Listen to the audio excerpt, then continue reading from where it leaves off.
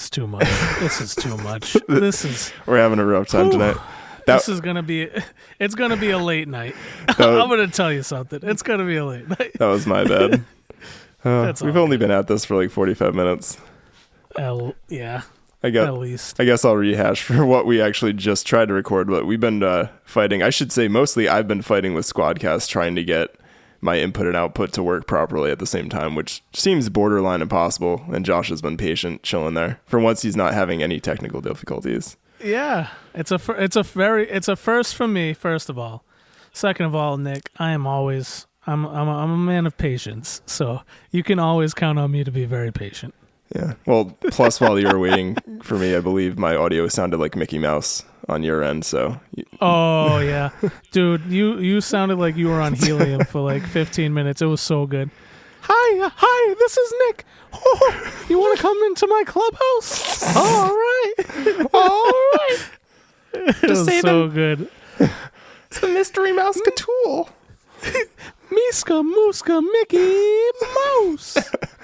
Yeah, it was funny because so I was like, why is he giggling? And then I listened back to my auto track really quick and I'm like, oh, that's why you're giggling, because it sounds utterly ridiculous. I was having a blast over here. You were keeping me entertained. Well, I'm glad you were I felt bad, entertained. though, because at the same time, I felt so bad because I know you... We've been fighting with this for 45 minutes now, at least. Yeah. All the listeners out there, yeah. I don't think you guys can appreciate how hard we work sometimes to bring out the best, freshest content we can to you guys. And we're in the middle of trying to workshop some things to get guests on and be able to record and people not have to have special recording software on their computers to do it. Yeah, so Nick's working his butt off. Even phones and not even just computers necessarally. Yeah, this guy is working his butt off. 45 minutes of working his butt off, and it just has not panned out. It's not going. Like I said, it seems like it's impossible to get my input and output to work at the same time. So I think there's just an issue between Squadcast and seemingly like just the interface I've got. It looks fine on my Mac and stuff, so I don't know what's up. But that's neither here nor there. So.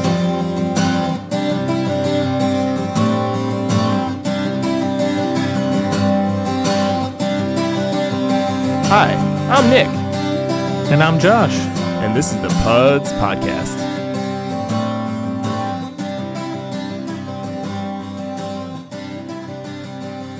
So what's going on other than us struggling with audio issues tonight? We're going to troubleshoot it, don't you worry. It's all right. You were very patient for me as I was coming home from T-ball, so you were patient for me. That's true. I immediately got home and pounded Wendy's. Nice. It was like 3 minutes flat. How's T-ball going? Yeah. Where it's like, I don't know. They're doing like special like workshop, I guess you want to call it, or workouts for the kids. And like, this is T-ball. Like, we don't need to be going to a special place to do like workouts. You need good cardio to do T-ball. Could run those bases. 5 and 6 years old, dude. What, are they making them like run laps and stuff, or like? No, it's like in the batting cages and stuff like that, like for T-ball. Yeah. Like the ball, it's not moving. It's right there. You just got to swing it in it. And if you can't, then you probably don't want to actually proceed to baseball or softball. Yeah. There's no winners, no losers. So I don't know. It is a nice excuse to get the kids out of the house for a little bit, I guess. Yeah, it was gorgeous out this afternoon too. Yeah. Albeit a little cloudy. Yeah. Did what that makes me think of something. I know you're not really a fast food guy, but like what's your tier? What's your favorite fast food? Wendy's.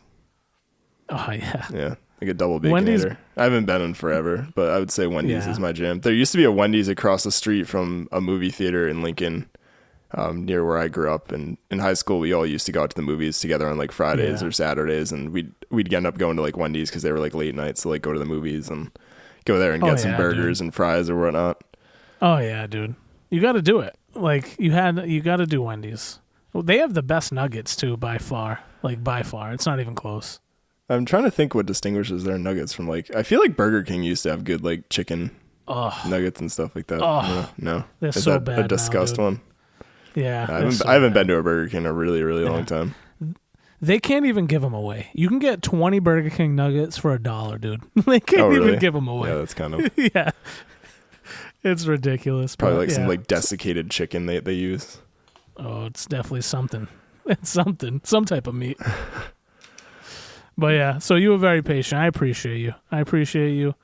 And I'm here. I'm supporting you, Nick. I'm here for you, buddy. I appreciate it. I guess someone has to on this podcast. Yeah, dude. Yeah. You want to get into the Nick's music moment? Let's do it.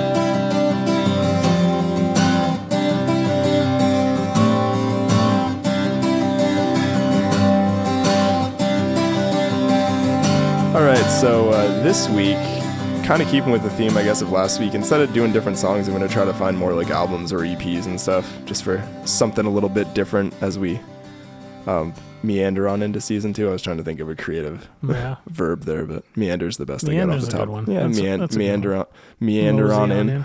Yeah, exactly. We sashay our way into the sashay. 2. There we go. That's a good one. So this album is called Pratts in Pain, and it's by the band Royel Otis. It's their debut album. Came out this year in 2024. They've had a couple EPs and stuff leading up to it, including Sofa King, and they're from Sydney, Australia. Just reading my notes here. I'm trying to get a little bit more detailed when I'm explaining these. So give a little background. And I was curious, I'm like, where did the name from? So the name is Royal, but it's Royel, and then Otis, like the name Otis. And I was curious where that kind of came from, because it seems like a random name. And it actually is because the two people in the band are called Royel Medel and Otis Pavlovic. So it basically just takes their first two names together. So Royel Otis. So I thought that was kind of cool. Yeah. They're from Australia? Yeah, from Sydney, Australia. And they're like, this is their debut album, so they're like a super fresh band out there. Just like pop, rock, alternative, whatever you want to call it, kind of that vein. Synthy pop. Yeah. No, there's actually some synths on this, so yeah. I wouldn't call it straight. You just love to mention synth pop. Synth pop. It's because of like that one episode where I picked like a Naked and Famous song or a couple. And then you're like, and I said synth pop, and you're like, you love that synth pop. And I was like, I do. It was like 3 episodes in a row. You're like, it's got that synthy poppy feel. That synthy poppy feel. Oh, geez. So yeah, I think most people have probably heard it. If you've heard of them, it's probably the band. It's the song Sofa King, which has been a pretty big single for them. That's the first song that I heard from them. Sofa King being I don't know what you call that. Yeah, so fucking. And it's like the chorus is like, you're so fucking gorgeous. Like that's in there. Yeah. So, but I don't even know what you call that. Like 2 words that are supposed to be like kind of like slide for a swear word or something. There's got to be a name for that. For the listeners out there, why don't you guys do the research and send it to us? Find it out. It's a very niche thing, but I was trying to think of what to call that because it seems like it should be a thing. But anyways, yeah, Sofa King, Daisy Chain, and Heading for the Door were probably 3 song picks I had off this. I will say, not quite as mind-blowing as the Boy Genius album that I was just gushing over last episode, but still a really solid album from a fresh new group from Down Under. Can you give me a little Australian there, Josh? You get it? Australia. G'day, mate. There we go. Razor blades. Oh gosh. Okay, that was something. That's for the people. I give the people what they want. All episode. All right.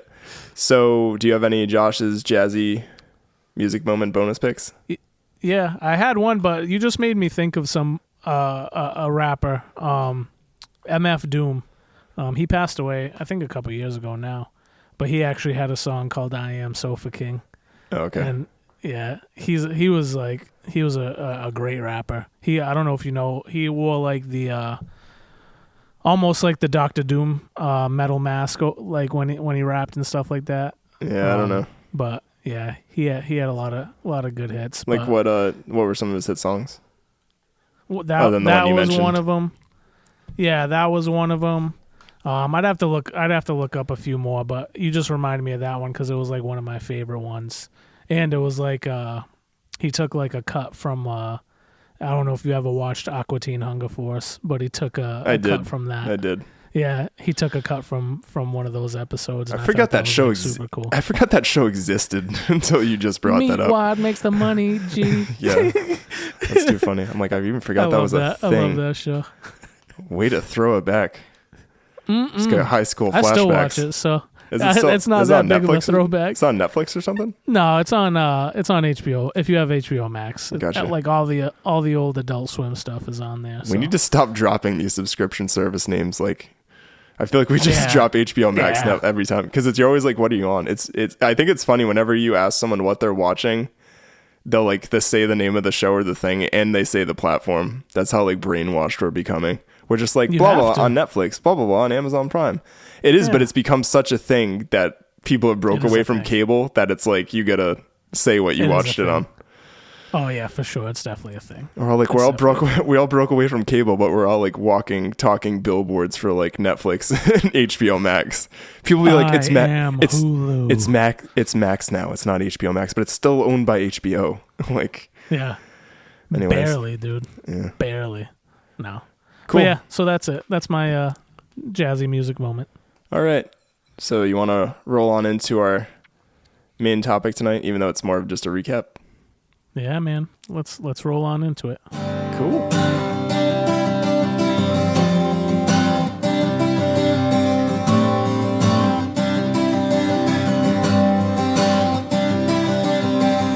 So what have you been up to, dear friend, other than... My man, I've been up to so very much and so very little at the same time. Yeah.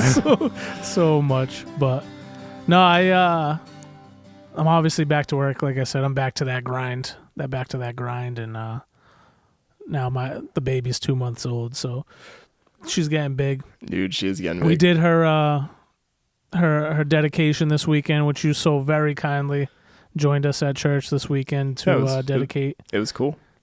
Yeah, thank you so much for coming, and all the other godparents. I know Ashley was away in earthquake central New York. Yeah, apparently.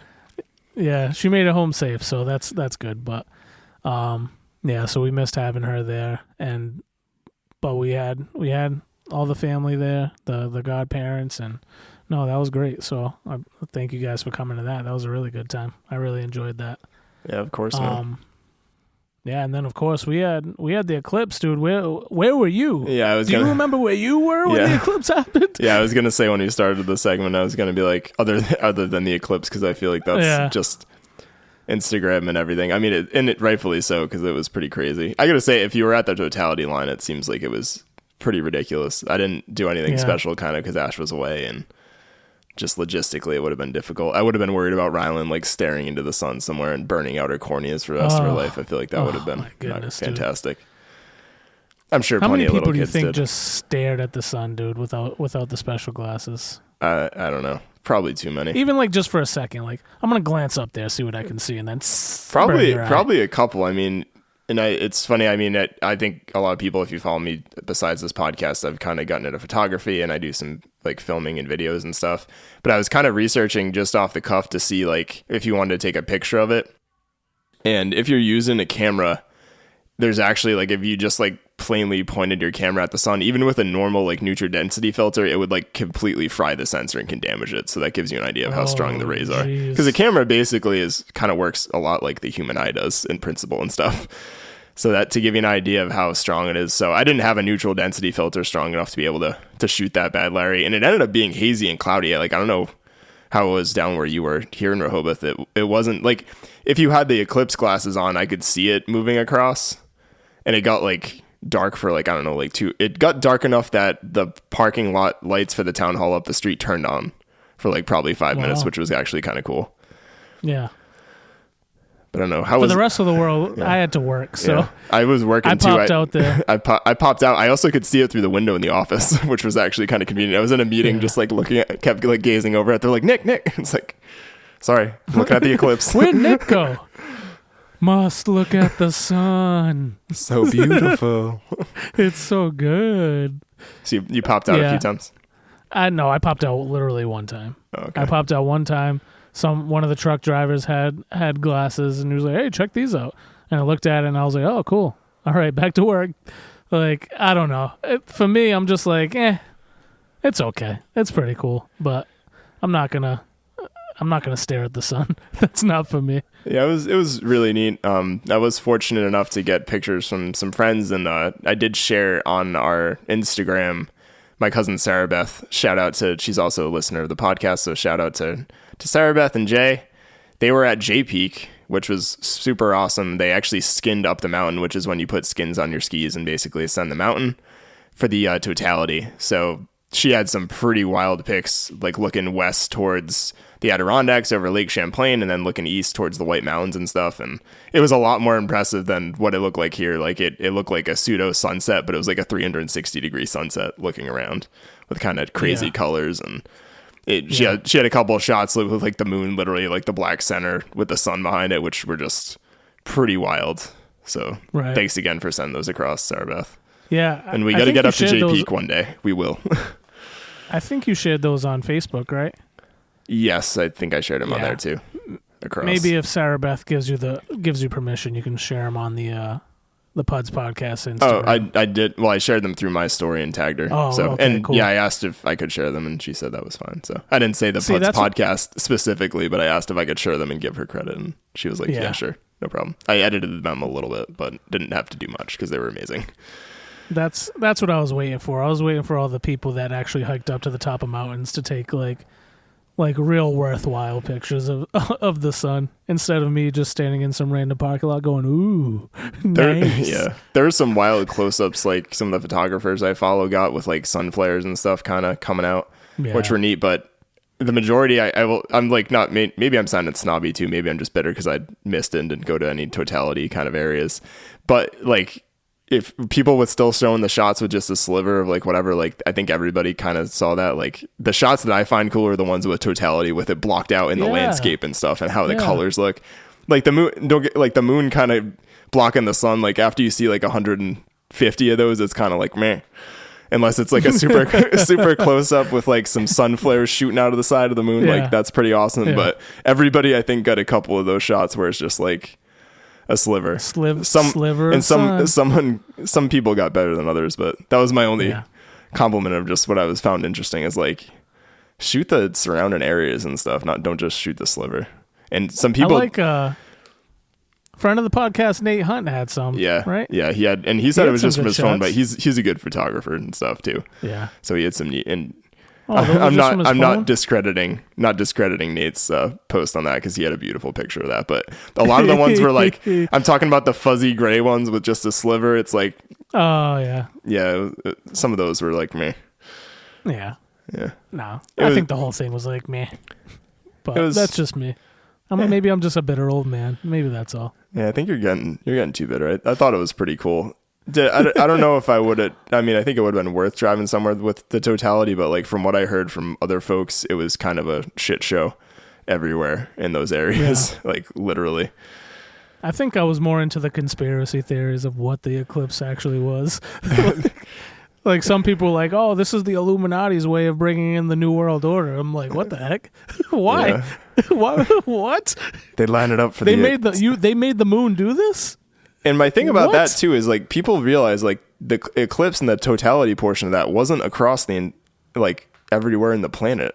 That didn't happen. Right. Like it was like here it was just kind of bright. It got darker, but it wasn't like the sun was blocked out or anything. So if you're going to try to do something at a global level, you'd think you'd want something that would affect everybody like globally. Right. There are people that like probably didn't like. One of my coworkers in Florida said like he didn't even really notice anything because it was like a 50% eclipse and it's sunny and hazy in Florida anyways. So like Florida came up here. They all came up here to watch it. Yeah, that whole line across like New York and Vermont, Maine, northern New Hampshire, pretty far up in New Hampshire. Yeah. So, I knew a few people that went up to New Hampshire. Yeah, same. So it has come and passed. Everybody's still here. There's a bunch of like funny memes going around where it's like if you looked at the eclipse, you have 30 days or things like that. Jeez. Oh my goodness. I had to give a talk at work to make sure nobody stared at the sun. Did you really? I didn't want. Yeah, I just want to make sure. Like, that's too funny. Don't stare at the sun.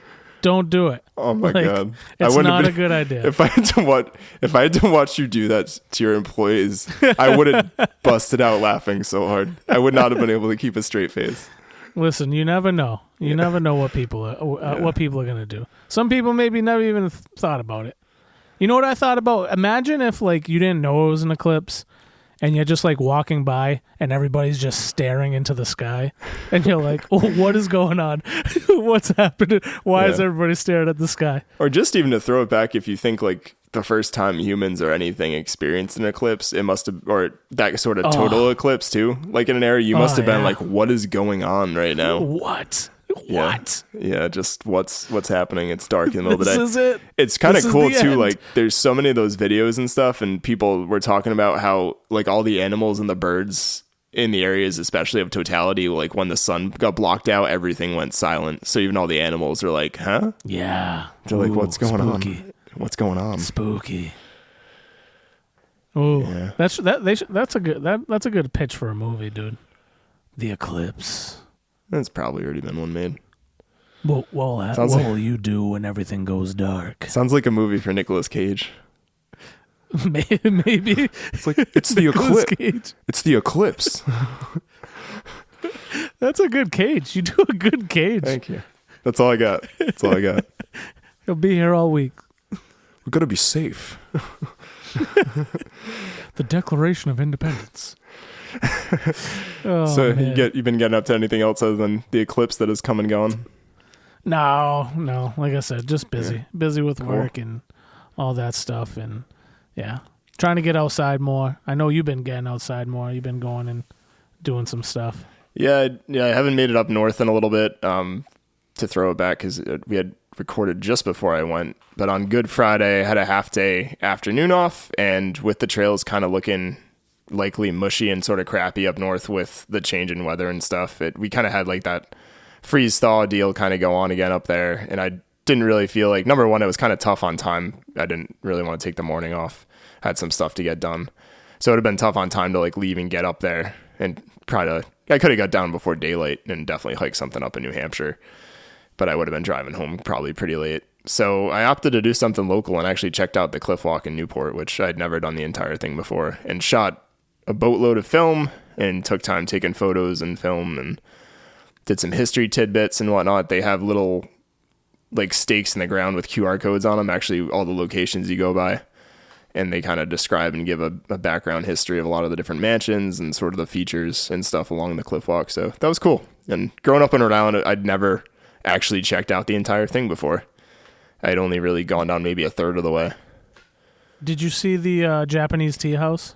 It's a Chinese tea house. Yes, I did see it. Is it Chinese? It's a Chinese. Japanese. It's a Chinese tea house. Or you might be wrong. You might be wrong, but either way. I think I'm Did right. you see the tea house? I did see the tea house.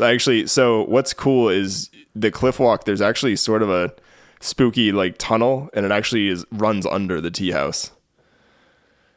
There's a tunnel under the tea house? Yeah. The cliff walk goes under the tea house in a tunnel. I actually had one of the pictures I posted. I'll post some on the PUDs Podcast Instagram too. But one of the ones I posted in my story today, I put the story in PUDs Podcast for my post. But in any event, there's a picture of the inside of the tunnel in one of it. So. Yeah. Is that what that is? I saw that picture. Yeah. Yeah, there were there's 2 or 3 tunnels, but one of them was like a pretty long, like I'd say like a 50-yard tunnel probably that goes under the tea house. So that was pretty neat. I did a quick Google search. You were right. It is a Chinese tea house. I was doing that on the other side. So I did it for you. I beat you to it. Well, good for you. But we went there. We actually went there at the end of December. Oh, okay, cool. We did a tour of the Marble House, and then we went there and had tea. And let me tell you, dude, I am built for tea time. Like, I can just sit and drink tea all day. Well, especially with that view. That view over there is amazing. With the view, I love the Chinese, Japanese, all the Asian culture, dude. I'm into it. So just to sit there and that, like, it's a great replica Chinese tea house. Like, it was so cool to just sit there and have a little tea time. There's like bonsai trees or something weird growing near it too, which is crazy. Like that probably took a lot of work to cultivate. And I'd realized we kind of jumped into it, like people know, but if you're not from I don't even know how well known it is out of Rhode Island, New England, but the Cliff Walk is a section in the southern end of like downtown Newport. It's actually where Salve Regina University is and stuff, but it's where all the famous like mansions that were built around like turn of the century, like Gilded Age by like the Vanderbilts and a bunch of other rich folks pretty much at that time. And it's just notorious now. Like there's private homes there now that are just like insane, but it's really beautiful coastline along Newport. And the Cliff Walk is a 3.5 mile stretch that walks along cliffs near the water, and it goes by a lot of these mansions and over the water under the Chinese tea houses. It goes goes a few different places.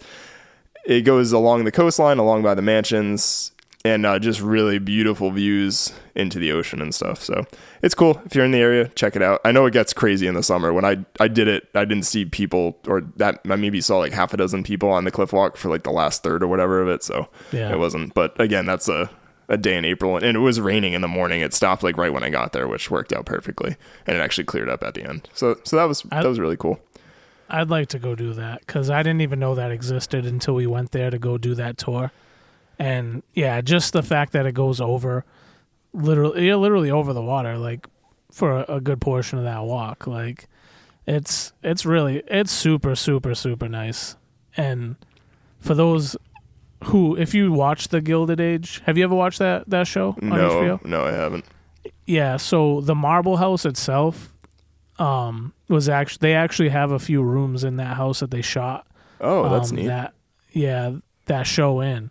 So we got to go in there. We checked out the house and we saw a few of the rooms, and like we remembered like the scenes that the rooms were from and stuff like that in the show. And then, like I said, we had some tea. So that was really cool. And I'm not a big history guy or stuff like that, but I thought all that stuff was kind of really, really nice. It's pretty neat too. And I mean, like, I really love the history of it, but I think what's cool there is like you can go and like their physical things, like you go and see like their giant mansions that are standing there and have been since like a lot of them since like 1890 something. So it's really just the whole thing is impressive. Like aside from history or whatever, it's pretty engaging when you see these houses and see them by the water. And the construction and the ornate decorations and like marble houses like made literally out of like a lot of marble, Italian marble. And just to hear where they had to get like the stone and stuff like that from, like, and how they got it over is so crazy. It's like ridiculous. Yeah, that one. Like, there was some breakers. There was some Algerian some Algerian quartz or something like that they had to bring in like on ships just put on the walls. Insane amounts of money and work to build those things. Such a ridiculous amount of money. Yeah, I don't know any of those figures off the top of my head. Yeah, you can't see all the mansions directly from it, but you can see a good chunk of them, like breakers. They were actually doing some work on breakers, and it looked like Rosecliff they were doing some work on too, but got to see most of them. Got a really good shot of the Chinese tea house. Yeah. That was neat. Rough Point, and then I'd never seen like some of the ones on the way southern end, like Rough Point, and then the Waves are two other mansions. The Waves is at like almost the very end, and that thing is on a ridiculous piece of property. It's crazy. Yeah. Like, but where Breakers is pretty too, but there's just like ledges and ocean and just looks across to like the mainland. It's really beautiful. So good, dude. So good. Yeah. Yeah. So I did that, and then keeping with the getting out theme, I did sneak up to Wachusett with Rylan and Wilkie on Saturday of this past weekend. So that was a lot of fun. And there was a pretty good amount of snow on the ground, and it was snowing when we were there, which was kind of funny it's like happy spring. It's snowing again. It's probably like 7 or 8 inches, I'd say, on the summit of Wachusett, maybe a little bit more in some spots. And there was probably a couple inches all the way up, and it was like flurrying on us the entire afternoon.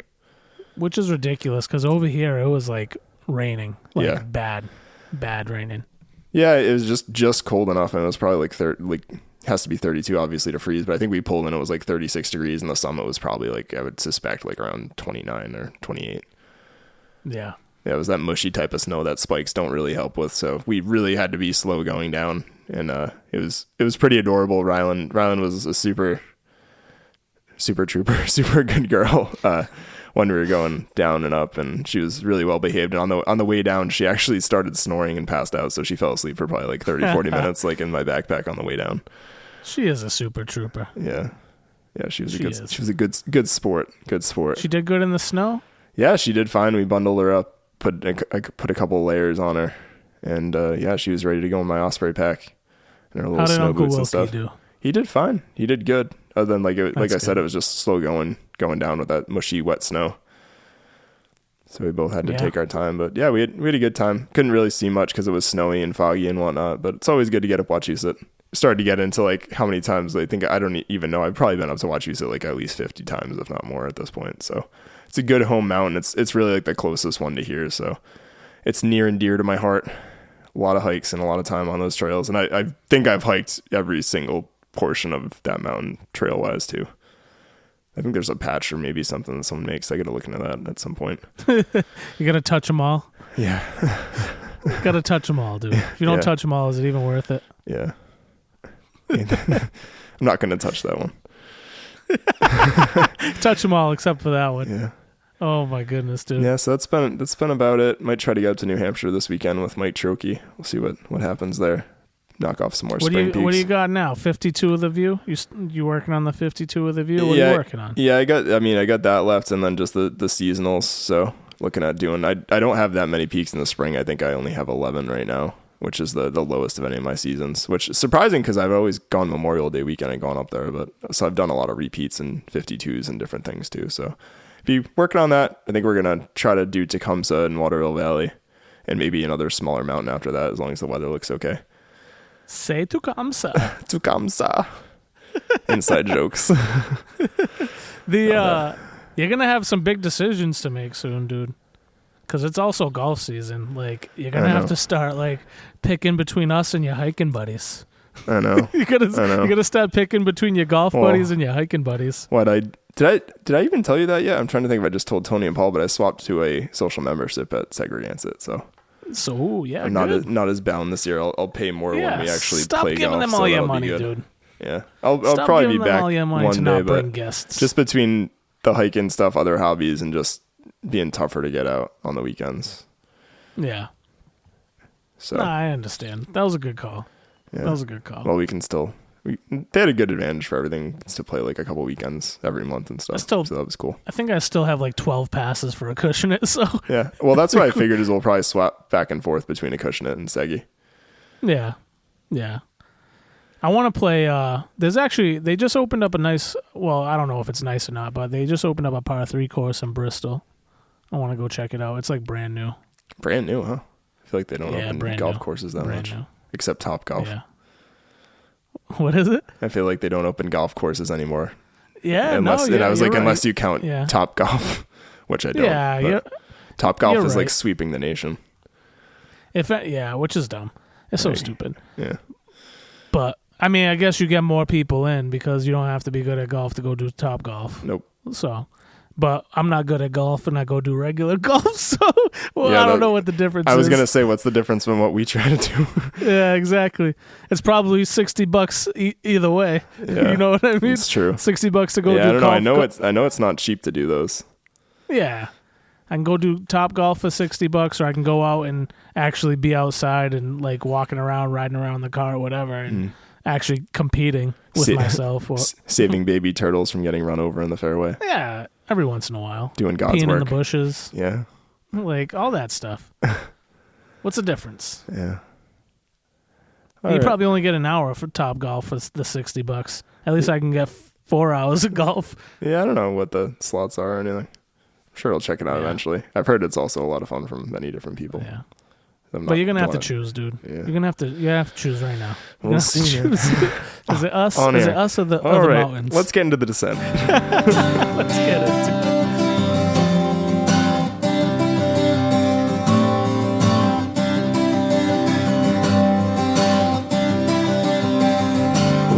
So as we're testing Squadcast too, just an FYI for everybody, we're moving along a little bit just because we have an hour block to sort of try this thing out and figured we'd take advantage of it and see what it's about. So we're trying to keep it brisk tonight, and we've also already been on for like an hour and a half. So just not recording for that long. Yeah. I'm going to bed right after this. So podcaster life. Yeah, you got to do it. Yeah, it's for you. It's for the people. It's for the people. So what you been watching lately? Anything new? Oh yeah, I started watching for the anime people out there. I started watching Delicious in Dungeon, which is it's just such a different take on like a dungeon crawling like anime, where they just eat the monsters and they cook them up as different meals. So that was really good. I really liked that. What on earth? Yeah, it's good. It's good. I'm not going to explain it to you, but just if you're into anime, just go check it out. It's like surprisingly like really good, and what's it called again? Delicious in Dungeon. Delicious in Dungeon. Okay, so I bet check it out. I can almost guarantee you Wilkie's watching it. Probably. Yeah, he's gonna text after he hears this episode. He's gonna text me and say, "Yes, I am watching that." So it's like I'm way ahead of you. So I watched that, and then actually I watched a super good movie. Was on Netflix, as we have to do the plug every time. But Netflix, it was called Snow Society, and it's about, I think it's the Uruguayan rugby team that crashed. Their plane crashed in the what is it? Is it the Alps? Maybe their plane crashed. I don't think it's wasn't somewhere in South America. Someone's told me about this before. Well, something about one of those mountains. South. We should know where Uruguay is. That's bad. Yeah. No, they're on their way to Argentina. So whatever. Gotcha. Yeah. So it was South. It was South America then. Yeah. Yes. So, and then they had like end up survive. Well, not all. Isn't it like Empire of the Snow or something like that? No, it's Snow Society. Snow Society. Okay, sorry. Yeah, Snow Society. And the ones that do survive is like 70 some odd days before like they get rescued, and like they have to eat some of the dead bodies and stuff like that. So it's like pretty intense. I didn't expect it to be like as good as it was. I'm like, oh yeah, this is the kind of documentary style, whatever. But yeah, it was like really good. Just seeing them and eventually like things are gonna fall apart, and then you're waiting for things to really unravel, and just kind of keeps you on edge for like the entire movie. But I thought it was so good, so good. Cool. Yeah, I'll have to check that one out. I've actually heard about that one from a couple of people, and also people saying how engaging it was and cool, because like a lot of it, I would assume takes place like in the same location, just based on the story. But they said that it's super intriguing, given the fact that it's like really just the like sort of the same set through like a good chunk of it, and you're just like waiting for everything to go unravel and for shit to hit the fan, really so to speak. Yeah, it just that alone keeps you locked in. So yeah, it was really good. Cool. It made me really hungry for some reason, and I don't know why. So I just wanted a really bloody steak shaved steak for dinner. These guys haven't eaten in days. I haven't eaten in at least an hour. I'm starving. If I ever go down in a plane, I want to last for a while. I'm never gonna make it. I will never make it. If I go down the plane, dude, I'll just still be alive, strapped into my seat, and just be like, "No, just leave me here. I'm all set. I don't have the will." I'll kick you in the ribs until you get up. We already went over that one. Yeah. Do you have a hypothetical for this week? I do. Do you have anything you want to plug? Anything you've been watching first? Not really. Yeah, I mean, I was gonna say so. Was really happy to see that Kitchen Nightmares like latest season is on Hulu. So I've been watching that, and it's funny to see because they brought it back. I think they took a break. I don't know the full deal with that, but watching newer Kitchen Nightmares with an older but still like jacked Gordon Ramsay, and he's still like pretty ferocious with people. He seems like slightly more understanding than like in their earlier seasons. But he still is like, you guys are fucked. Like, kind of, he'll just drop like whatever, and it's interesting. A little more understanding, like just slightly more understanding. Gordon, come on, Gordon. Maybe he's like a grandpa now. Maybe he has like grandchildren, so he's like, he probably, but he's still like, I think he's like 60, but he's still like jacked. He must work out and stuff. Yeah, what and else he's you a tall gonna do? dude. That's a good. I mean, he like has like how many restaurants worldwide? He probably just has people to run them now. He probably doesn't even do anything. cook food, work out, be on TV. That's all you got to do. You're just like find him. He's just cooking like a grilled cheese for his kids at lunch. But it's like the bougiest grilled cheese ever. It's bloody raw. It's raw. This isn't even melted. That's American cheese. Shut her down. Oh, cool. My goodness. Let's hear this week's hypothetical. Yeah, okay. So, this week's hypothetical. So, Nick, a total stranger picks a fight with you in a bar. The stranger is exactly your size and weight. You have done nothing to this individual to warrant such animosity, but the stranger really wants to fight you. And to make matters weirder, this stranger wants to fight you on the moon. And this is somehow possible. You and this stranger will be transported to the surface of the moon, outfitted in ultra-thin and very comfortable spacesuits, and rigged with lightweight oxygen tanks. You will then be expected to fight for 10 3-minute rounds. You can't use weapons, there are no rules, and you cannot quit unless you or your opponent are knocked unconscious. Do you accept this challenge? And if yes, what is your moon fighting strategy? Wow. I wish I had more information on the suits. That was a pretty elaborate hypothetical. That's a good one, right? Did they just all take some edibles and write these? Because that was a very long run-on hypothetical. Oh, you don't even know. They get longer. Okay. I had to find a nice medium one. So, would I accept it? So, stranger, exactly. So I could your just size say. and weight. So I could just say no though, and that wouldn't be that fun though. I feel like to answer.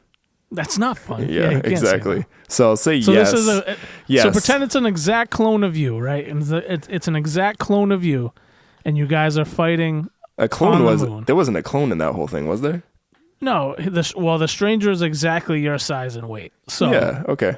Just pretend it's somebody that's just like you. So what would my moon fighting strategy be? I like how too it was saying you're in ultra thin comfortable suits. There's also a lot lower gravity. I'm probably just overthinking it. But I feel like the fact that they mentioned that doesn't seem to make any difference to what I do. My fighting strategy, I don't know. I think I'd try to find would I kill the guy? Because my first strategy would be find a moon rock and try to bash his helmet or perforate his suit or something. Because if that happens, then you're done. That's all assuming what the suit material is and stuff. But I feel like that's probably to try to just shove each other across the moon's surface or fight seems pretty stupid. I feel like you'd just be dusty and flying around everywhere or I wonder if you could even punt someone into space or something crazy like that. I don't know. Just give him one shove and then he's done. Yeah. Because he just floats away. No. No. Dude, I'm probably not even fighting. I'm probably just bouncing. I'm on the moon. I'm never going to get another chance to be on the moon. I'm probably just bouncing around the moon for a half an hour. Before. Well, you had 3-minute rounds though, right? No, 3. It's 10 3-minute rounds. So you got a half an hour of free moon bounce. I'm definitely going for it. Yeah, that's a good reason. Around. I suppose I didn't think is just to see the moon to be pretty cool. Yeah. I'm definitely hopefully on the side around. Facing the earth. And if I have to fight this man, I'm just going for the oxygen tank and I'm just pulling out the hose. Yeah. I feel we both have crude methods. You're I'm not fighting him. I'm just going to pull out your oxygen. First of all, I'm not going to last for 30 minutes in a fight. That's just too long. It's just too long to be fighting. Let's get this over with. One yank, boom, that guy's dead. Now I got 29 more minutes to bounce around on the moon. We're not beating around the bush here. I'm just getting it done. Yeah, just get it done. Yeah, just get it done. Get rid of this guy. What if it did look just like you? Would you I don't freak out? Be and he's I'm the real Nick, and I'm whoa. No, I'm the real Nick. Sounds like we have a conundrum. That would be weird, dude. I'm you from the future. That's why I'm fighting you on the moon, and why it's possible. That would be super weird, dude. If somebody came up to you and was I'm the real Josh, or I'm the real Nick.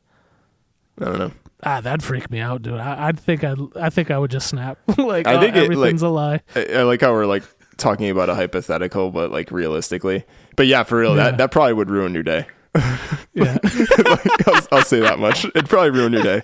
If a Josh dressed in a black hoodie, with your hair literally identical, he just walks down the stairs and is Josh, I have to tell you something. You're just like, no, I'm just going to stay down here and keep doing the podcast. No. You can go. You can go away. When did you go get your hair cut? Yeah. Because I didn't see you at the barbershop.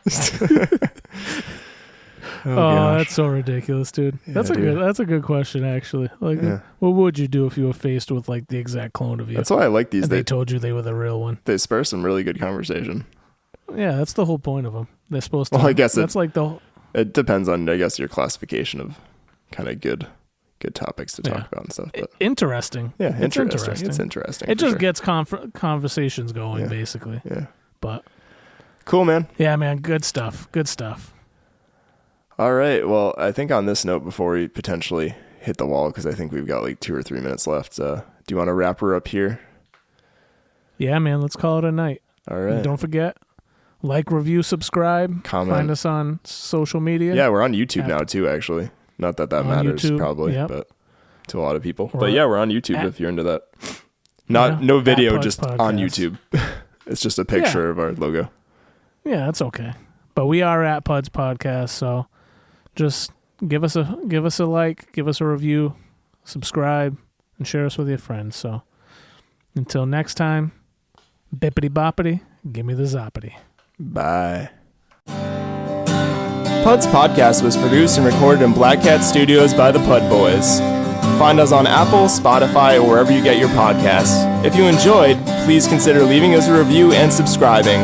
Find us on social media, and we'll see you next time.